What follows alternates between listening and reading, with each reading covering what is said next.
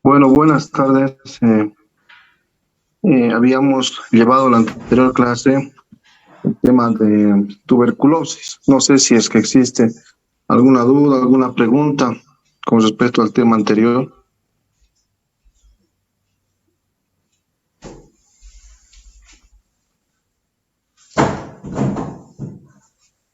Hola. Creo que por en cuanto no, doctor, por lo menos yo no. Ya, algunos de ustedes, para pasar ese tema ya, porque creo que hemos ya avanzado a detalle lo que queríamos conocer. Creo que está todo bien, doctor.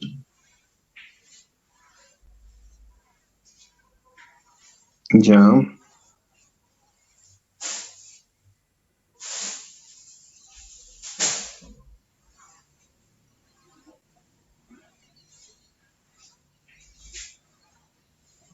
Bueno, entonces vamos a llevar al otro tema. Voy ahorita a compartirles.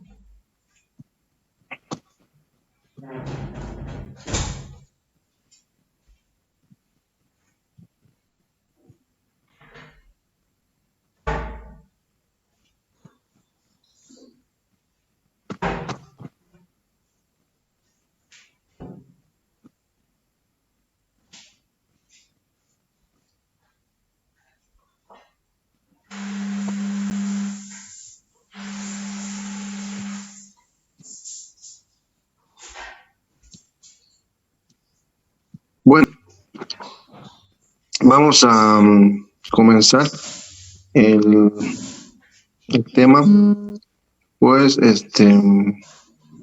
con un tema muy importante que es el tema de VIH, ¿ya? El tema de VIH, pues, SIDA es un tema muy importante que tenemos que llevar, que tenemos que conocer y analizar algunos objetivos y algunos conceptos que tenemos que tener en forma clara, ¿ya?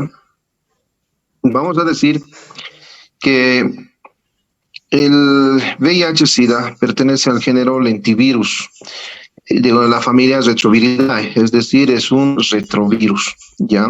Los virus de este género se caracterizan por fusionar y destruir las células hospederas y por producir infecciones lentas en las cuales la aparición de los síntomas está separada del momento de la infección por muchos años. Es decir, hay un periodo latente de mucho tiempo antes de que podamos ver las consecuencias finales de la enfermedad, ¿ya? Existen hasta la actualidad dos serotipos muy importantes que son el VIH tipo 1 y el VIH tipo 2. Entonces, vamos a decir de que dentro de las características de este lentivirus es de que produce una infección latente, ¿ya? Causan enfermedad después de un largo periodo de incubación, producen inmunosupresión, ¿ya? Y causan efecto citopático en la célula infectada. Quiere decir que causan destrucción de las células a las cuales se está infectando, ¿no? Entonces, este virus tiene una estrecha afinidad por el sistema inmunológico, es decir, células del sistema inmunológico. ¿Cuáles son las células que tienen mayor tropicidad? Son las células, pues, los glóbulos blancos, los tipos linfocitos T, tipo CD+4 o CD+8, ¿no? Que son los principales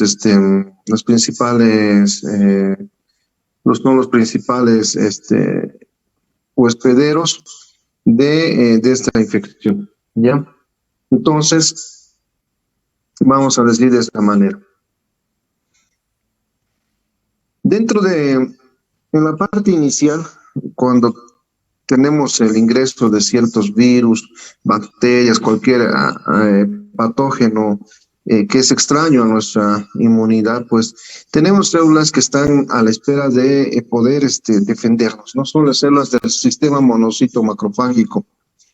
Es decir, por ejemplo, si nosotros inhalamos un bacilo tuberculoso, inhalamos un virus de COVID, pues tenemos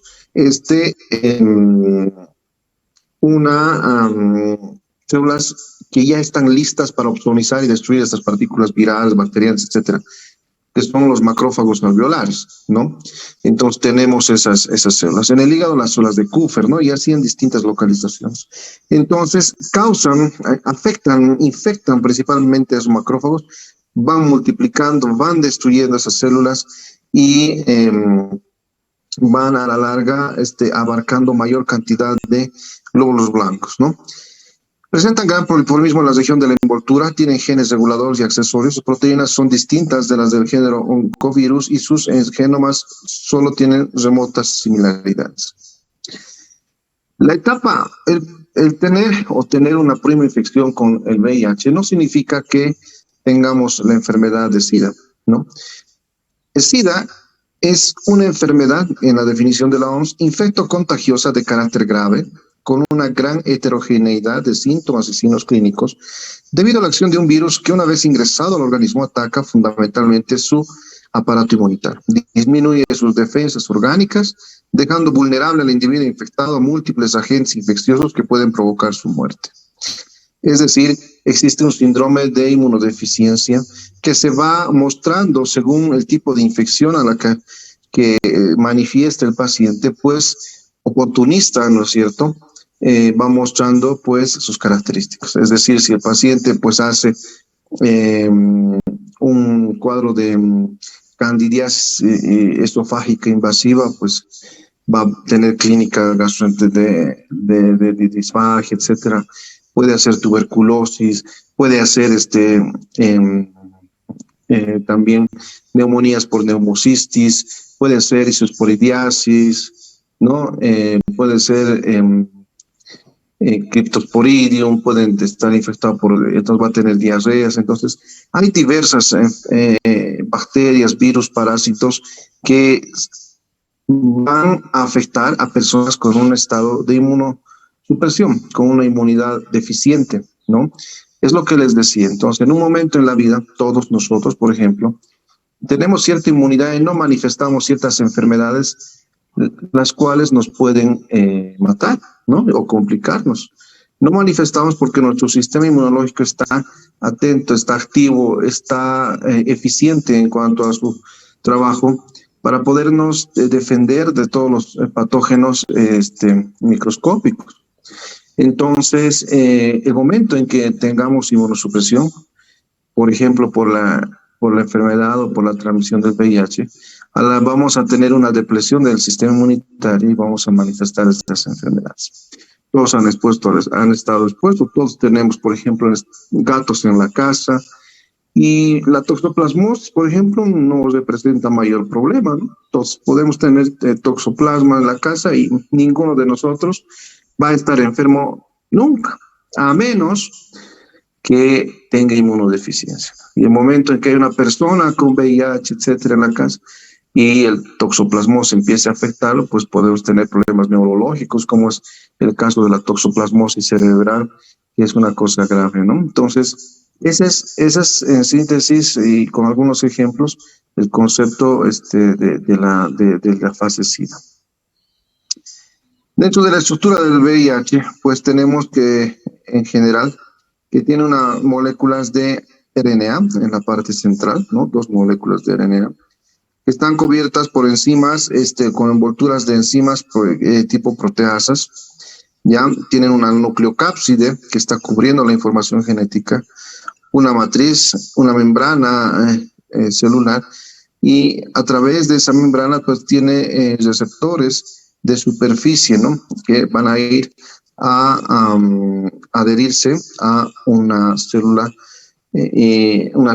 hospedera. Entonces, vamos a ver aquí en esta diapositiva un resumen de cómo es que en general los virus van a causar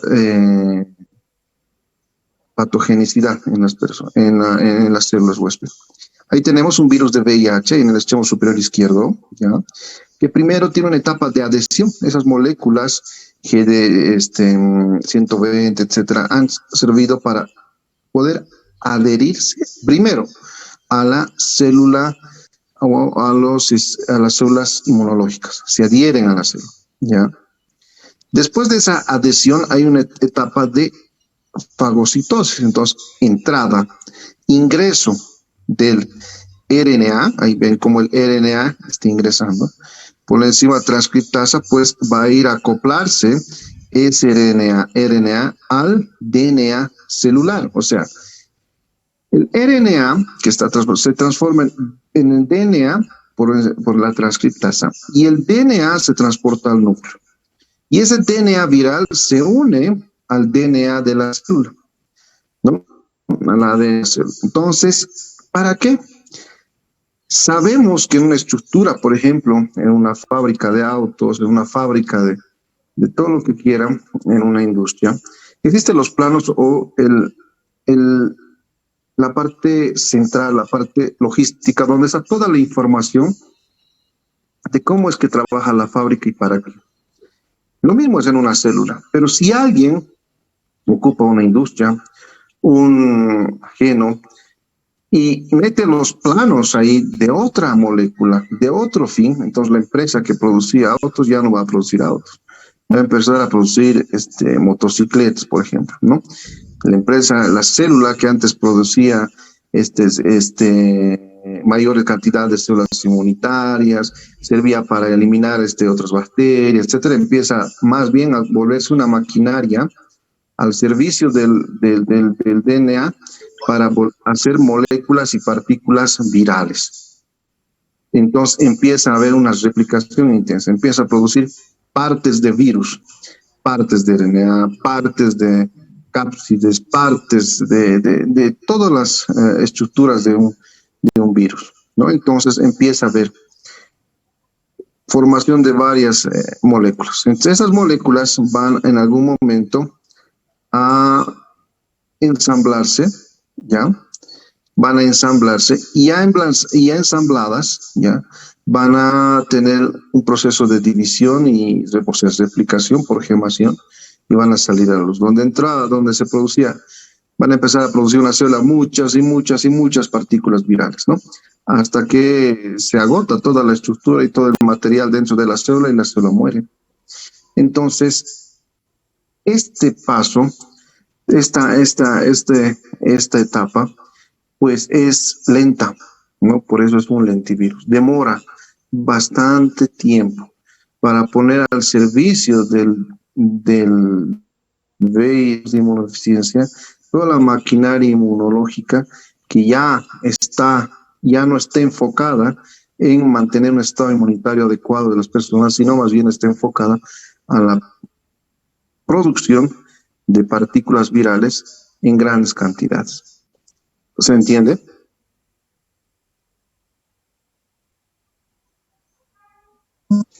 Sí, doctor. Sí, doctor.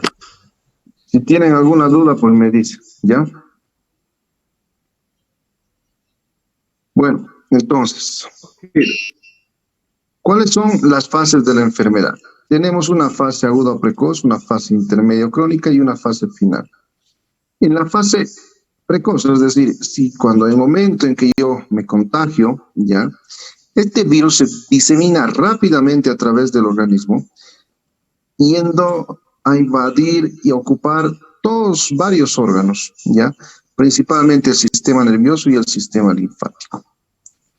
En esta etapa, ya en esta que es esta fase aguda o precoz, los síntomas que puede dar la enfermedad, y aquí en esta etapa aquí hay etapas del VIH, demuestran, ¿no? 1, 2, 3, 4, ¿no? Y las fases de la enfermedad son 3 y las etapas son 4. Vamos a describirlas por partes. Continuar, en la fase intermedio crónica, dice, persiste una elevada actividad replicativa viral que es contrarrestada por la impresionante capacidad de regeneración de los linfocitos CD4. Los pacientes no suelen tener síntomas en este periodo, aunque pueden presentar trombocitopenia y adenopatías. Es decir, todos los glóbulos, el sistema inmunitario, al verse afectado, al ver linfocitos CD4 que no están funcionando, empiezan a producir mayor cantidad de linfocitos para tratar de efectivizar la respuesta inmunológica, pero no lo logran. La fase final o crítica hay un incremento de la actividad replicativa del virus impresionante. Clínicamente los pacientes suelen presentar graves alteraciones del estado general, infecciones oportunistas, determinadas neoplasias y manifestaciones sistémicas que comprometen la vida paciente. ¿Cuánto dura cada fase? Es impredecible decirles cuánto tiempo va a durar cada fase, ¿ya? Es decir, desde el inicio, desde el contagio hasta que una persona exprese la etapa SIDA, pueden ser varios años, ¿ya? Hasta pueden ser pocos años, ¿no? Entonces, eso depende de muchos factores del estado nutricional, de comorbilidades, de hábitos del paciente, etcétera, ¿no? Mientras, por ejemplo, le digo, si una persona hasta nivel socioeconómico bajo, desnutrida, alcohólica, que tiene VIH, etcétera, los síntomas van a expresarse con mayor rapidez, porque es un organismo susceptible o con factores de riesgo de poder complicarse rápidamente en cualquier enfermedad, no solamente el VIH, ¿no? Cualquier enfermedad que afecte o que se sostenga en este organismo. En la etapa 1 del VIH, la persona es asintomática. Es decir, no hay ningún síntoma relevante. Algunos han mencionado que podría tratarse de un síntoma, de un síndrome gripal, ¿ya? Es decir, pudiese tener un síndrome gripal, un poco de estornudos, pero nada más, o febril tal vez, pero cosas que todos tenemos y que no es diferenciable en ningún sentido con esta enfermedad. Entonces, pasan habitualmente asintomáticos o pocos síntomas, digamos, gripales que no son, no son, las personas no se percatan de esta situación, ¿no? Y puede haber alguna inflamación de algunos nódulos que pudiesen existir, pero esto es difícil de poder precisar. Entonces, esta es la etapa, ¿no? Cabe decir que en esta etapa, por ejemplo, ya entrando a la parte siguiente, que es métodos de diagnóstico de la enfermedad, es muy difícil poder establecer la infección por VIH. ¿Por qué? Porque las técnicas que se utilizan, por ejemplo, las serológicas, es decir, yo voy a poner y ver si hay serologías, es decir, células o glóbulos blancos que se hayan generado en contra del VIH, ¿no? Entonces, del VIH. Entonces, esto habitualmente dura unos 3 meses. Por eso este periodo de prima-infección se llama periodo ventana también, donde si ustedes, yo por ejemplo, cualquier persona que está expuesta al VIH, digamos hoy, y estoy preocupado y quiero hacer un análisis mañana, y me hacen la prueba, pues va a salir negativo, y tiene todo el derecho de salir negativo hasta 3 meses después, porque es el periodo ventana para antes de poder expresar algún tipo de respuesta inmunológica de la persona. Entonces, no vamos a poder pesquisar. Pero, aquí es el pero, podemos pesquisar, ¿ya? Tal vez por carga viral. Es decir, yo directamente no voy a pedir una prueba serológica, sino más bien voy a pedir un recuento de partículas virales. A eso se denomina carga viral. Entonces ya puedo ver si realmente hay partículas en su organismo, no células detectar que hayan creado inmunidad, sino directamente las partículas, ¿no? Habitualmente no se hace porque demora, costo, no es digamos, el procedimiento, ¿no? Pero pudiese tomarse en cuenta esa posibilidad. En la etapa 2 hay pequeñas pérdidas de peso y eso es importante. Les había dicho que la parte clínica en la tuberculosis, uno de los síntomas cardinales, es decir, muy importantes para que una persona tenga, pues, pensemos que tiene tuberculosis, es la pérdida de peso. Y aquí en el VIH también hay pérdida de peso, ¿ya? La pérdida de peso es, hay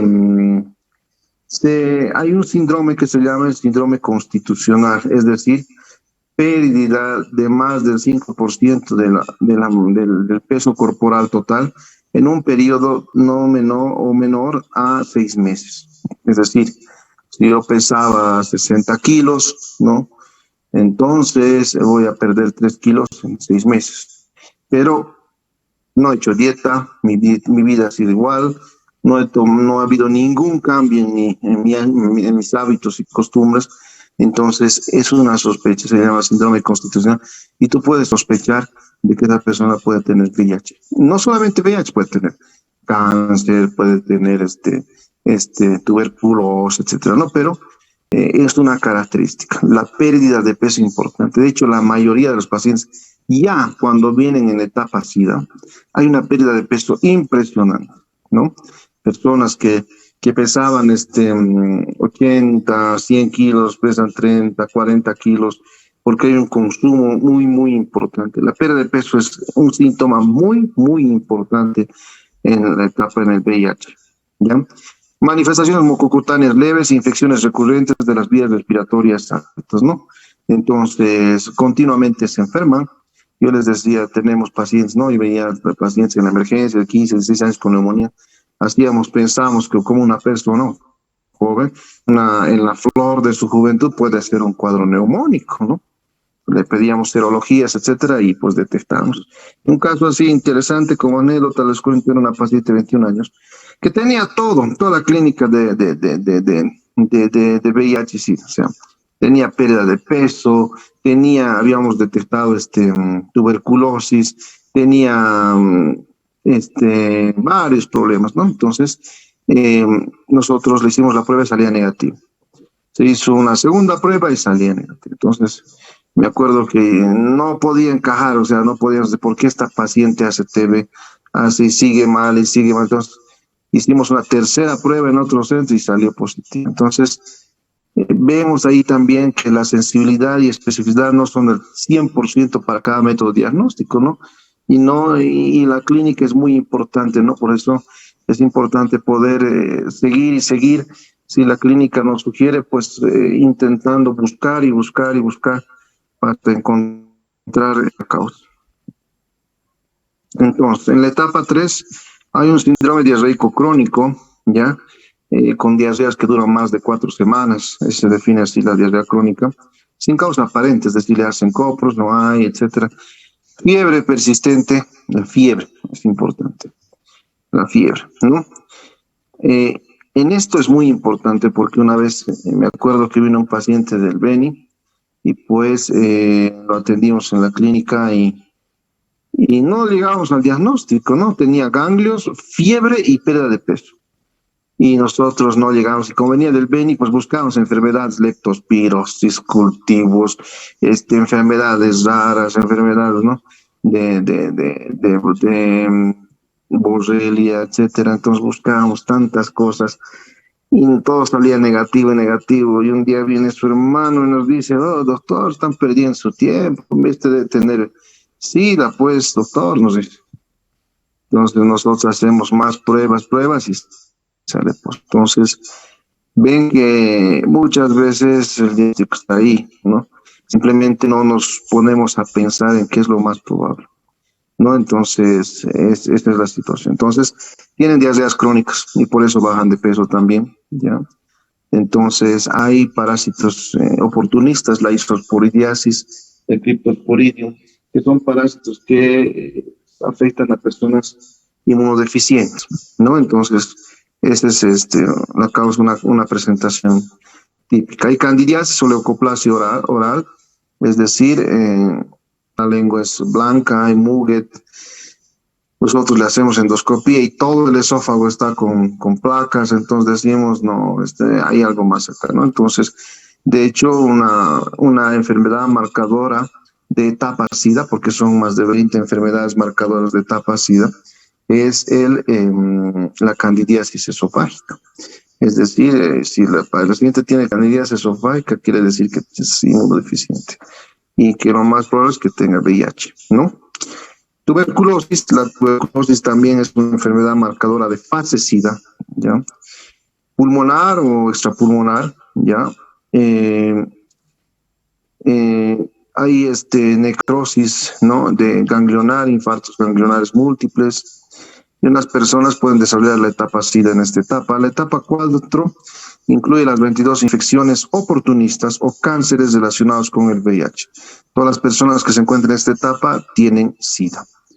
Entonces, vamos a ver acá, antes de pasar a este tema del diagnóstico, vamos a ver, les voy a mostrar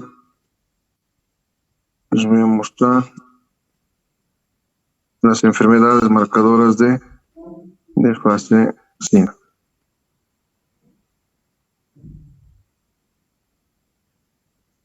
Permítanme un rato.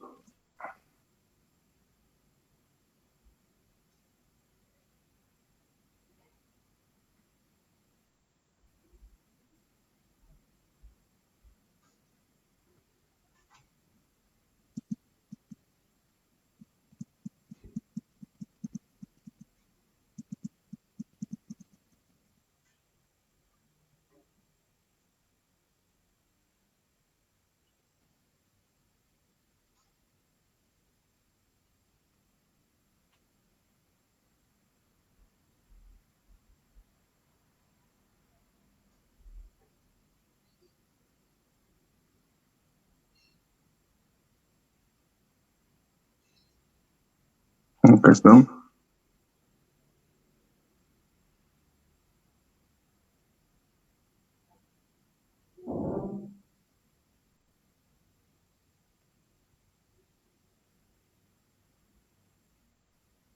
Miren, enfermedades marcadoras de fase SIDA. Todos nosotros debemos de saber de memoria esta diapositiva, porque encontrando este diagnóstico, que el paciente además puede tener VIH, ¿no? Entonces, 1, neumonía por neumocistis girovesi o neumocistis carini, ¿ya? Y el paciente se presenta con espasmos severos, tos, mucha tos, con sibilancia, etcétera, es muy probable que tenga neumonía por neumocistis. Neumonías bacterianas recurrentes, lo que les decía, neumonías adquiridas en la comunidad que son frecuentes. Tuberculosis pulmonar o extrapulmonar en sus distintas localizaciones. Lo más frecuente es tuberculosis pulmonar, le sigue meningitis, cuadros meningios, meningitis tuberculosa, le sigue tuberculosis ganglionar, ¿ya? Después ya todas las demás, tuberculosis articular, tuberculosis osteoarticular, mal de poda, peritoneal, pericárdica, etcétera, ya de otras localizaciones, pero ese es el orden de frecuencia, ¿sí? La toxoplasmosis, que tiene un efecto, una presentación o afectación cerebral, más que todo, ¿ya? Hay toxoplasmosis, lesiones por toxoplasmosis cerebral muy características. La criptococosis meningia, es una enfermedad grave también que causa daño neurológico. La histoplasmosis, la coccidioidomicosis extrapulmonar, la paracoccidioidomicosis también, demencia asociada a VIH, leucoencefalopatía multifocal progresiva, candidiasis esofágica o pulmonar, diarrea por Cryptosporidium o Isospora belli, caquexia asociada a VIH, los decía, el pérdida de peso, síndrome constitucional, sarcoma de Kaposi, cáncer, ¿no? Linfoma inmunoblástico o primario del sistema nervioso central, los linfomas, cáncer cervicouterino invasivo, sepsis por salmonela, infección diseminada por Mycobacterium no tuberculosis, infección por citomegalovirus en cualquier órgano, menos hígado, vaso, ganglios, herpes simple afectando bronquios pulmonares o esófago. Entonces, estas son varias enfermedades a las que puede ser susceptible a una infección en etapa, una persona en etapa SIDA. No, entonces, ahora pues ya sabemos cuáles son las enfermedades marcadoras de etapa SIDA.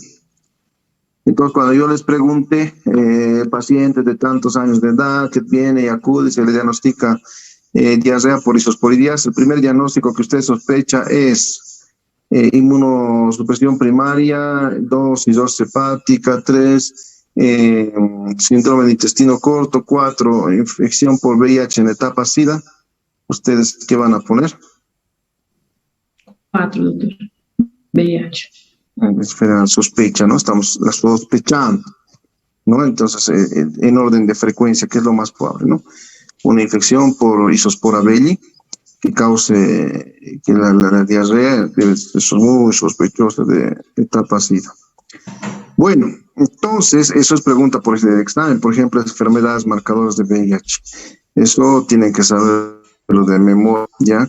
En eso no hay negociación, porque cuando ustedes vengan un diagnóstico, vean un paciente y le digan, doctor, sí, mire que me han diagnosticado un linfoma a mi hijo, no sé, quiero que usted le siga viendo, usted ya en su cabeza esa zona, linfoma cerebral o en la afectación neurológica, no será VIH, ¿no? Y ven y no le han pedido, les tienen COVID. No significa que tenga, pero es importante. Hay gran sospecha de que pueda tener, ¿no? Entonces siempre hay que decir, tampoco hay que asustar a otra cosa, ¿no? A los familiares, ¿no? Tantas anécdotas de esto, ¿no? Porque decirle a una persona, por ejemplo, que tiene VIH o tiene sospechas de VIH, hay que tomarlo con pinzas. No pueden ustedes decirle directamente, bueno, pienso que tienes VIH, te vas a hacer una prueba, porque se ha visto suicidios, se ha visto... ¿No es cierto? Entonces, siempre es bueno solapar las cosas, tranquilizando a los pacientes, pese a que puede ser grave. El día que mire, vamos a pedir algunos análisis que se hace habitualmente para descartar muchas enfermedades. Le voy a solicitar algunas pruebas y me las va a traer.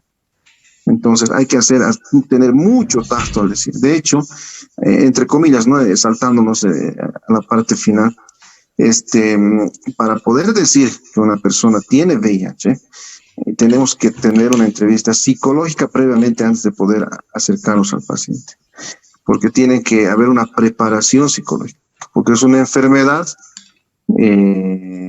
es persistente, permanente, terminal, ¿no? Es decir, va a vivir el resto de vida con eso, controlable, tiene que saber manejar.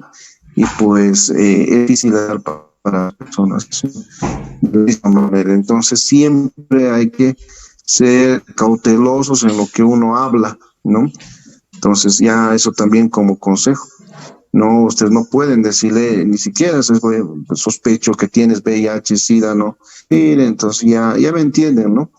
Ustedes, entonces siempre hay que actuar de manera, la manera más ética, ¿no? En todo esto, ¿ya? Incluso a los familiares, ¿no? Entonces no es fácil decir, porque, mira, a ver, pónganse en lugar de los pacientes que tú le digas a su esposa, su esposo tiene VIH. Lo primero que va a hacer es matarlo, porque se supone que ella también puede tener alta probabilidad de que tenga VIH. Entonces hay que hacer un análisis de todas las situaciones del entorno del paciente para poder tomar el diagnóstico, el tratamiento y todo eso, con mucho apoyo psicológico.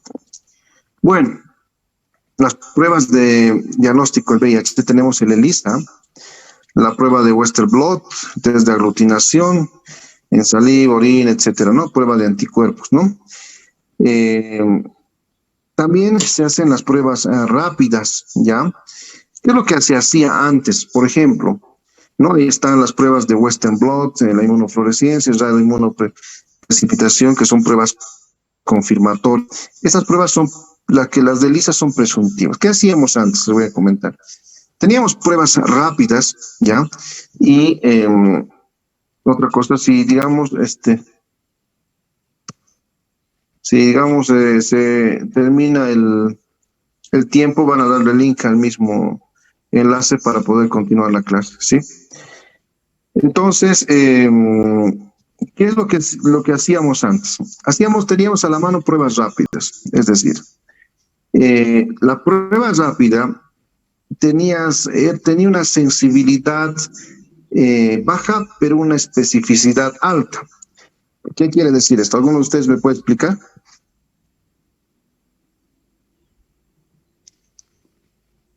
¿Qué significa eso?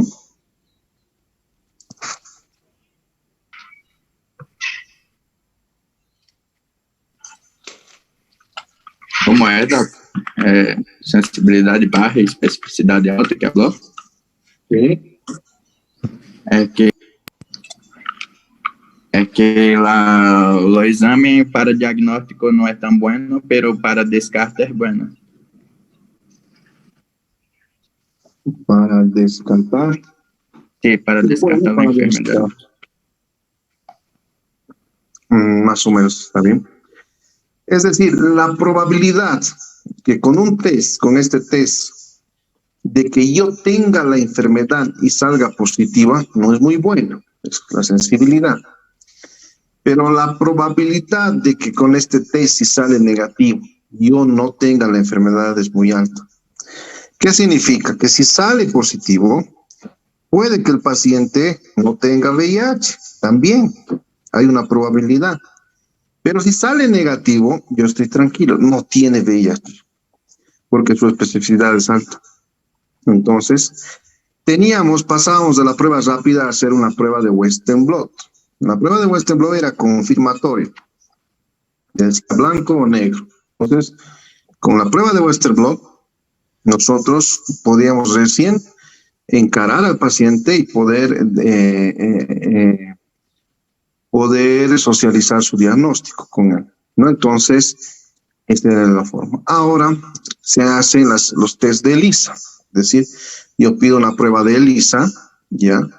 Que tiene un poquito más de sensibilidad y especificidad también, ¿no? En cuanto a poder presumir que un paciente pueda tener VIH. Pero si me sale positivo,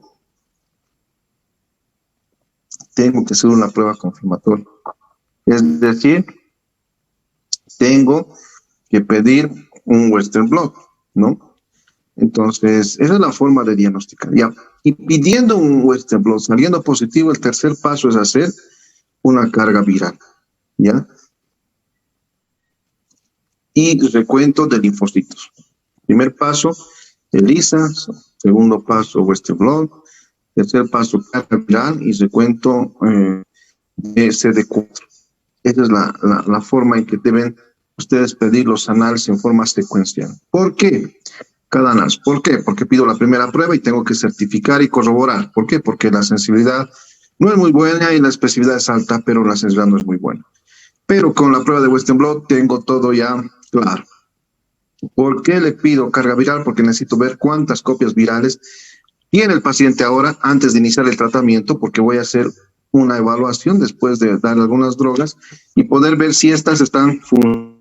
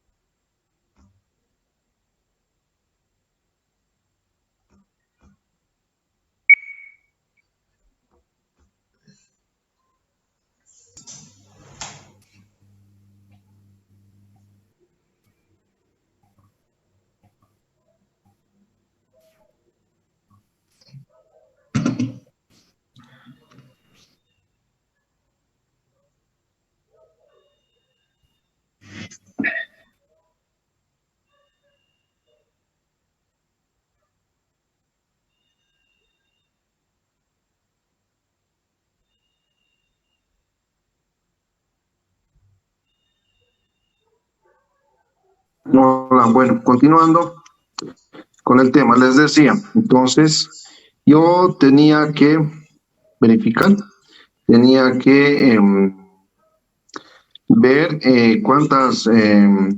cuánto carga viral tenía, porque me servía para hacer mi evolución del tratamiento y el beneficio que él tiene en el tratamiento que le voy a dar. Y tenía que hacer mi recuento de células CD4. ¿Por qué? Porque tengo que ver cuánta cantidad de células tiene para poder empezar algún tipo de tratamiento de quimioprofilaxis. Los pacientes, por ejemplo, resumen que tienen menos de 200 células de recuento de CD4, tienen que recibir quimioprofilaxis para toxoplasmosis, para neumocistis, ¿no? Los que tengan, obviamente, serología IgG para toxo tienen que recibir. Los que tienen neumocistis, todos, ¿ya? En cuanto a la quimioprofilaxis, es decir, tenemos que darle a los pacientes, ¿ya? Porque pueden desarrollar hasta un nivel muy afectado como para poder desarrollar este tipo de infecciones, y sabemos que este tipo de infecciones son graves. Bueno, hasta acá se entiende las pruebas. Sí, doctor. Sí, doctor.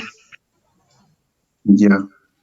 Bueno, entonces, ¿cuál es la primera prueba que vamos a pedir? ELISA.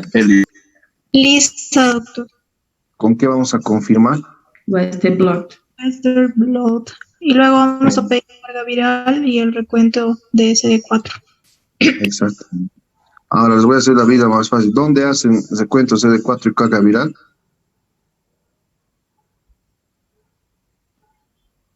Todas estas cosas tenemos que saber. Las hacen en la Facultad de Medicina aquí en Cochabamba, para que son de acá, y no lo hacen en cualquier laboratorio, porque la cantidad de insumos que se requiere para hacer estas pruebas son muy importantes. Entonces, no se hace en ningún laboratorio particular, digamos, ¿ya? Entonces, hay laboratorios de referencia para ciertas enfermedades en todos los municipios, en todos los departamentos y obviamente también en otros países, y ustedes van a tener que ver dónde hacen esas pruebas, ¿ya? Eso como para orientarnos un poco. Pero ustedes pueden pedirlos. No hay ningún problema. Hoy en día un poco se centraliza el paciente VIH en el CDVIR, que es el Centro de Tratamiento de Pacientes con VIH, ya aquí en Cochabamba, donde hay médicos que hacen seguimiento, que hacen tratamiento, porque el tratamiento es dado por el gobierno, ¿no?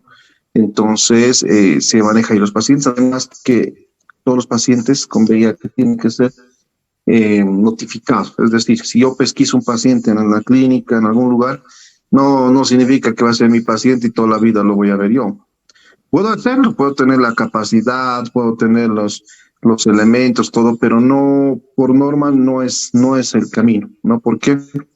Porque hay que referirlos, porque por el tratamiento gratuito, hay que referirlos por las pruebas gratuitas, por las notificaciones y por los reportes a nivel gubernamental, porque es una enfermedad contagiosa, además, ¿no? Se dice que por cada paciente diagnosticado de VIH, por lo menos eso por lo menos es exponencial la infección, es decir, hay 10 personas más que estén contagiadas presumiblemente. Entonces, todas las cifras que hay, por ejemplo, en Bolivia, ya desde el año 1985 que se ha detectado el primer caso de VIH hasta la fecha, entonces todos los pacientes, pues, si digamos que son 10.000, no significa que sean 10.000, significa que son 100.000 pacientes, ¿no? Entonces, esa es la situación, ¿ya? ¿Cuáles son las condiciones para el tratamiento de transmisión del VIH? Que la persona sea portadora del virus, ¿no? O sea, que la persona tenga mucha carga viral, ¿no? Esa es la segunda característica. Y la tercera, que el virus del VIH entre en el torrente sanguíneo. Habitualmente en esto hay una tabla que me gusta mucho, no está acá, donde ponen la probabilidad de contagio con ciertos accidentes o ciertos modos de transmisión. Por ejemplo, ¿ustedes saben cuánto es el porcentaje de transmisión? Es decir, la probabilidad de que yo me infecte de VIH si me pincho con una aguja de un paciente con VIH. Yo no, doctor. Y eso quería preguntar, porque he visto que ¿No? varios casos, existen varios casos en los hospitales.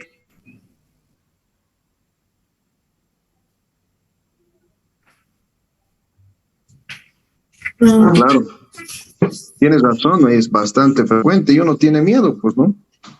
Entonces, yo he manejado bastantes casos y siempre tenía miedo y me entraba, ¿no es cierto?, cuando era estudiante, ¿no? Desde las primeras veces, una cierta cuidado, una cierta sensación de que hay que hacer las cosas correctamente y que no me vaya a pasar nada, ¿no? Entonces, siempre pasa eso inicialmente. Es menos del 1%. Es decir, que yo si he tomado la muestra o hay una aguja contaminada, ¿ya? Es menos del 1% la probabilidad de que yo me transmita con VIH, ¿no? ¿Por qué? Porque presumimos que el paciente, uno, ha estado con guantes, dos, que además la cantidad viral, digamos, no es muy representativa.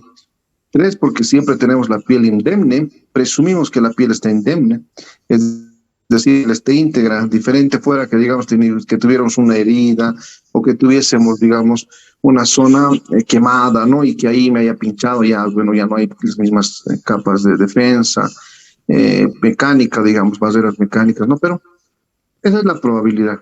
Pero nadie quiere entrar en ese 1%, ¿no es cierto? Nadie quiere correr ningún riesgo. Entonces es diferente, ¿no? Pero pasa. Y en los accidentes, por ejemplo, laborales, accidentes que va a haber, ¿ya? Siempre existe una premisa, ¿ya? La premisa es de que considerar a todo paciente infecto contagioso. Y eso tienen que hacer ustedes toda su vida. El hecho de que se pongan guantes, que se pongan barbijo, el hecho de que se pongan medidas de protección, no es porque siempre hay un primer caso. Me dejo entender, ¿no? Antes, es decir, no hay que ser en términos generales, así bien corrientes, como dicen, ser cancheros, ¿no? ¿Por qué? Porque ustedes puede que sea el primer paciente que venga con esa enfermedad y que ustedes cometan errores, ¿no? Entonces, no podemos pasar por alto las medidas de bioseguridad que nosotros tenemos que tener para cada paciente, ¿no? Entonces, ¿cuántas veces me ha tocado? Por ejemplo, yo, bueno, antes del COVID no era rutinario utilizar barbijo para las intubaciones, ¿no? Pero lo hacíamos, o sea, teníamos, y después nos dábamos cuenta que había salido positivo, 3 cruces, todo, entonces, como que tienes cierta tranquilidad en tu trabajo, cierta garantía, ¿no? O sea, es lindo cuando haces algo y después de un tiempo ves que te has beneficiado de eso, ¿no? Entonces, que ha servido. Entonces, eso tienen que saber ustedes y hacerlo en toda su vida, no en cualquier cosa que ustedes hagan o cualquier especialidad. Entonces, esa es la probabilidad, ¿no? Pero bueno, nadie quiere correr ese riesgo, pues ya hay medidas, hay cócteles para poder tomar o hacer profilaxis de tratamiento, que hay diversas circunstancias, ¿no? Obviamente, por ejemplo, habían casos de personas que tenían relaciones casuales y al día siguiente estaban conscientes y estaban, pues ya no sabían qué hacer, desconfiaban, etcétera. Entonces, se les daba profilaxis, ¿no? Para que, bueno, puedan disminuir la carga viral, tener menos riesgo de infección si es que pasara eso, pero porque uno nunca sabe, ¿no? Entonces, cada caso es notificado, ¿no? Ahora, otra cosa es cuando pasa accidentes me acuerdo una vez, pasa accidentes en los hospitales. Yo me acuerdo, estaba en la clínica, había tomado la muestra a 8 pacientes o 10 pacientes, tenían los 10 frascos, pero estaban en el maletín y al meter un tubo de ensayo, pues se cayó los frasquitos y tratar de recogerlos me corté con uno. ¿Con cuál sería? No sé. ¿Cuál de las 8 muestras me habré cortado? No sé, pues, ¿no? Pero ¿qué hacen las pruebas de VIH, de todo esto? Es a mí. no les hacen a las otras personas, ¿no es cierto? O sea, ¿qué beneficio, qué sentido tiene que me hagan a mí? ¿No? O sea, lo que se tendría que hacer a las personas que probablemente sean las portadoras, pues, ver que son negativos, yo estoy tranquilo, pero entonces hay cosas, ciertas cosas que no encuadran, ¿no? Que en algunos razonamientos, ¿no? Pero para eso están los comités en el hospital y un comité. Y es por norma que todos los accidentes laborales, ¿no?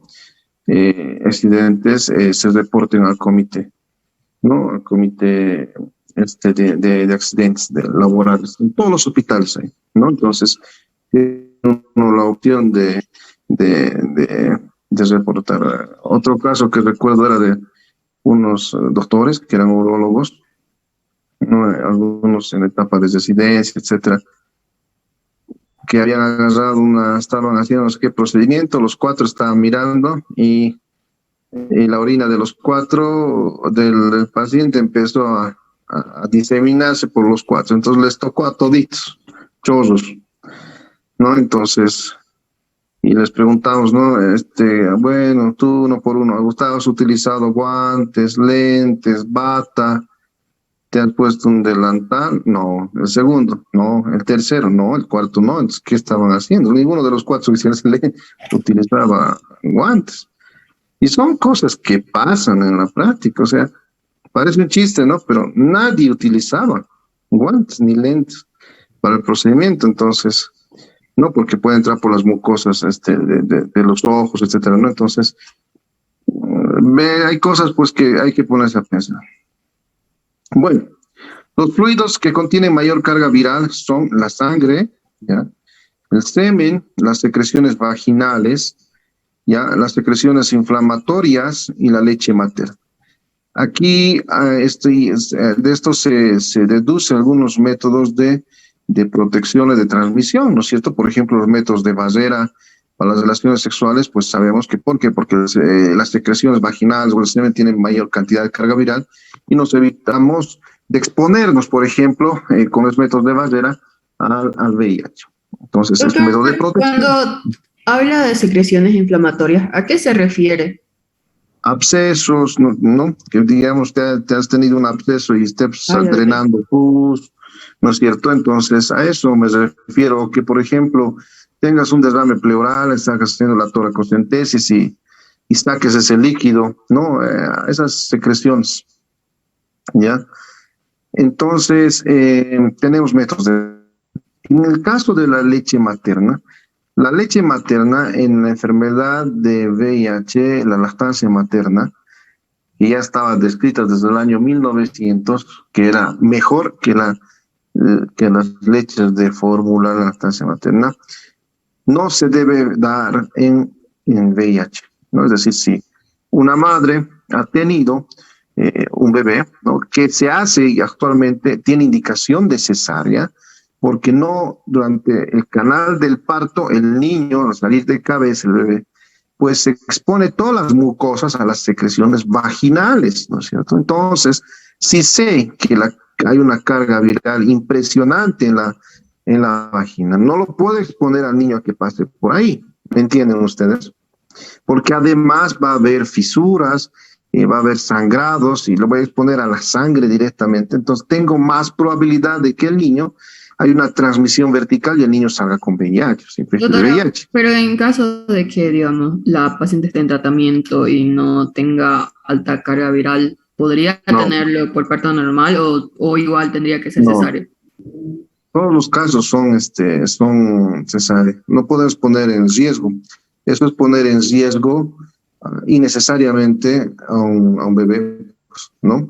O sea, de tener, por ejemplo, lo que tú dices, tienes una carga viral baja o indetectable, unos leucocitos que están bien, etcétera, pero no estás sano, siempre tienes ahí este virus, ¿no? Y exponerlo al bebé es un riesgo, puede ser mínimo, ¿no? Pero es un riesgo, entonces no se puede correr el riesgo sabiendo que puede pasar. Entonces, todos los pacientes con VIH van a cesárea, ¿no? Entonces, eso también tienen que tenerlo en cuenta. No pueden tener un paciente por por parto normal, atender ustedes si saben que es un paciente con VIH. Para eso está el CLAP, para eso es donde se reporta trimestralmente, que es lo que hacíamos en mis tiempos. No sé, ustedes deben estar en ginecología más al tanto, terminamos cada 3 meses con una prueba de VIH. Pedíamos cada 3 meses una prueba de VIH para ver el estado de la paciente y poder ver que no esté con VIH y prepararla para el parto o la cesárea. Entonces, no, si sé que la leche materna no tiene una alta carga viral, ¿no? No puedes ponerlo al niño. Entonces, todos los niños, los bebés, tienen que utilizar lactancia por leche artificial, leche de fórmula, porque no está contraindicada la lactancia materna, ¿no? En el VIH. Entonces, eso se hace actualmente, ¿no? En los protocolos de tratamiento de los pacientes. Entonces, algunos líquidos orgánicos que no son tan eficientes, o sea, son ineficientes en cuanto a la transmisión, son la saliva. Por eso dicen, con un beso es probable que no te contagies, ¿no? Con el sudor, con las lágrimas, compartiendo el baño, obviamente no compartirás los cepillos, etcétera, esas cosas. No, es poco probable que puedas infectarte con VIH, ¿no? Entonces, no es muy probable, ¿no? Entonces, dice, ¿no? Entonces, el SIDA no se transmite por los besos, por los abrazos, por las caricias, por la piel sana, ¿no? Por la comida, por el aire, por el agua, por la ropa, ¿no? Pues todos los que dicen he ido a la piscina y me he tenido que estoy con una infección, etcétera, es poco probable esa teoría, ¿no? De varios pacientes que nos cuentan ahí sus conclusiones, sus deducciones en cuanto al mecanismo de transmisión, ¿no? Varias mujeres también nos dicen tenemos infección, he ido a la piscina, etcétera. Sabemos que es poco probable. Bueno, entonces la transmisión sexual es un método donde hay que métodos de barrera que se tienen que utilizar, eso ya lo conocen ustedes muy bien, ¿no? La transmisión materno-fetal, ¿no? Que es algo que se debe tener en cuenta en cuanto a los tratamientos que se les va a dar durante el embarazo, durante la gestación a la madre.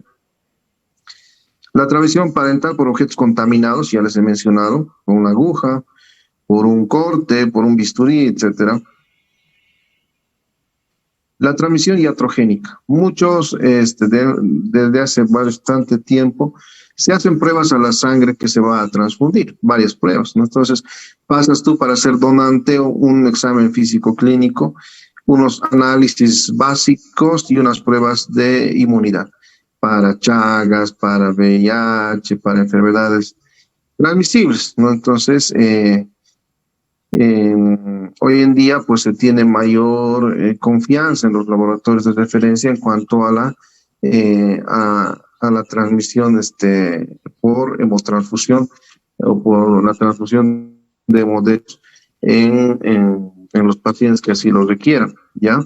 Antiguamente, pues no había tanto de esto, ¿no? Porque te sacaban sangre total, le sacaban a una persona en ese momento y se la ponían a la otra persona, entonces, sin hacer pruebas, nada de eso, ¿no? Entonces, había esos momentos difíciles, digamos, que hemos tocado vivir algunos de nosotros, pero, bueno, ¿qué les puedo decir? Hoy en día ya no se hace eso, ¿no?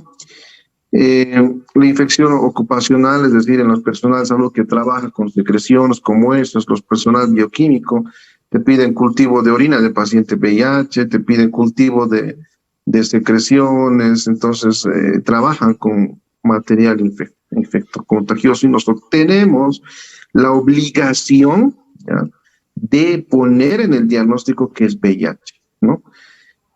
Una doctora decía, no tenemos la obligación. ¿Por qué? Porque una infectóloga, ¿no? Porque el personal sabe que alguna tiene ya las medidas de protección para todas las muestras, entonces no debiéramos de recordarlo, ¿no? Porque él ya sabe que alguna de esas muestras puede pasar inadvertida y ser contagiosa. Pero en realidad hay que ponerlo. Yo creo que donde hay muchos hospitales, donde hay mucha demanda, mucho trabajo, es difícil tener en cuenta esos aspectos. Pero hay que ponerlo, hay que identificar las muestras, hay que identificar la solicitud, ¿ya? Con adecuadamente.